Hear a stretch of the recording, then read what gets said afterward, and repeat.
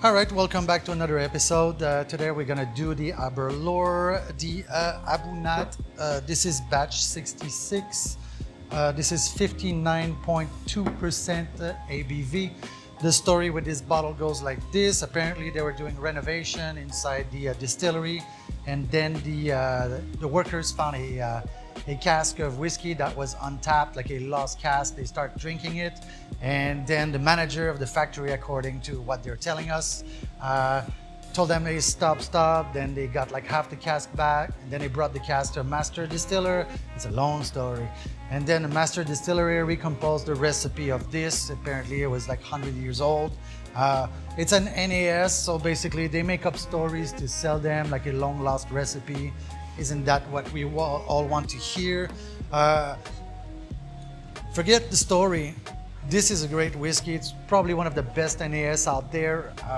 The Aberlour brand, actually, they don't really make any bad whiskey. Everything they do I pretty much like. We did a review on the 16. It was quite fantastic. For the money, I think it was great. So we poured a little. Let's see what's... It smells like raisin. Fruit, I forgot to tell you, this is a sherry cask and also a Spanish Oloroso. It's a sherry butt and a Spanish Oloroso, so you can smell the sweetness on the nose.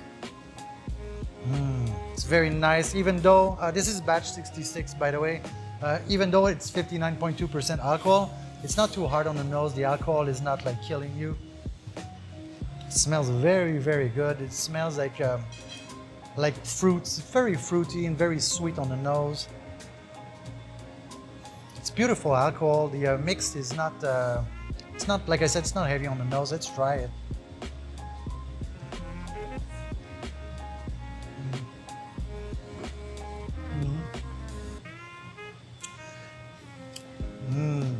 It's very clean alcohol. Oh, I like this. I really like this. I would drink this every day. There's a little bit of licorice in there. There's an alcohol burn in it, but it's a clean burn. It's not like, it's not like pulling your throat out. It's very sweet.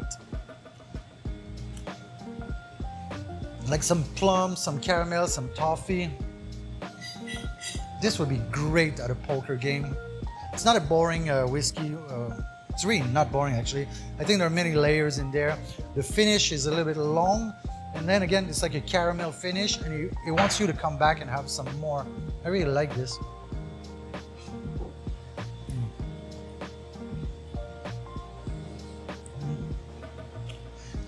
The vanilla, yeah, I still feel the alcohol. I'm a cask strength drinker. This is cask strength.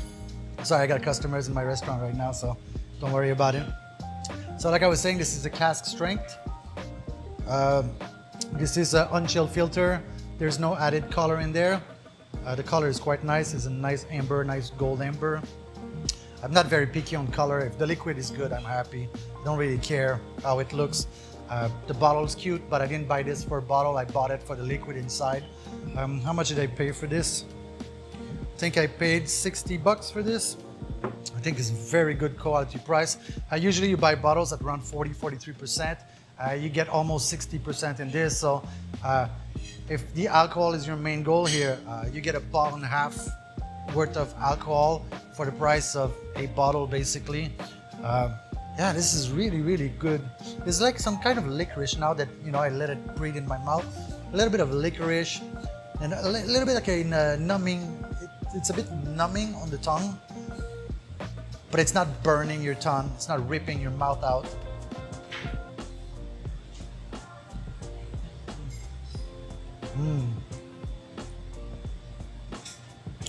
This is so good. The issue with this is that it's so good that you're gonna drink this like you would drink a 43%, but it's 60%, so you might get hammered quite faster than you usually do. And also for people who don't really know about cask strength, right? It means it hasn't been diluted. So it's what's coming out of the cask, the container, the ton, is what you're getting in a bottle. So it's the original color, the original flavor. Some people add some water in there to open it up. I don't think it needs to. It's high alcohol content, but it's not something burning your mouth and ripping. Also, it's not a smoky whiskey, so it's not overpowering in your mouth as well. Yeah, this if you see this bottle at the wedding, you know the guy you're going to his wedding. He likes you. This is a good bottle to put on the table. I would have this. There's no smoke, no peat in there. It's not overpowering like that. This at a poker game for sure. This for lunch, a little bit strong to go back to work. You might be a little bit hammered in the evening with friends after dinner. Of course, it's a really good bottle. It's very sherried in the Spanish Aberlour, so it makes it very like fruity as well. Like I told you before in previous reviews, I'm not a big fan of NAS because they just mix whatever and then they come up with a recipe, or they just mix stuff and they just say, well, that's that and that's it. As for this, you know, they put some work in there. There's a little bit of complexity in there. It has like not a tons of legs, but it's not flat, and there's depth to this whiskey. The first sip, the second sip, and the third sip, they don't taste the same whatsoever. The first one, you kind of struggle with the alcohol a little bit. The second one, you feel the undertone of the vanilla and the fruit. And the third one, you go into caramel and toffee. And you see, I haven't drank like another sip in like 2 minutes now. And in my mouth is just full of toffee. It's just full of caramel. It's quite nice, actually.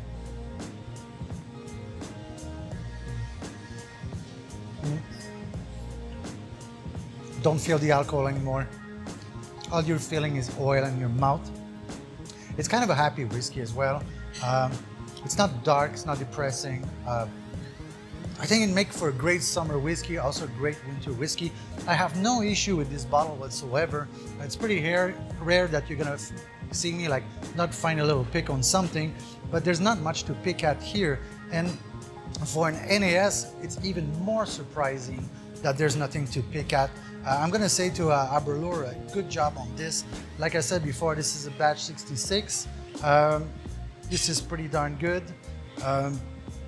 Yeah, I don't know. You guys, I made some notes here, and actually I haven't read them because this is all coming from your mouth. Do yourself a favor. I think they're at batch 68 or 69 now. This is a 66. I had a 65, I had a 67 as well, and they're pretty consistent. They're a little bit of difference because of the cask, right? But they're very, very consistent in quality. So I would say go for it. Buy a bottle of this and then write a comment in the section and let me know what you think. If you did a 68 or 69, let me know. This is great. So I'm gonna finish this and I'm gonna go edit this video, and I might pour another glass just because why not? So catch you later, guys. Bye bye.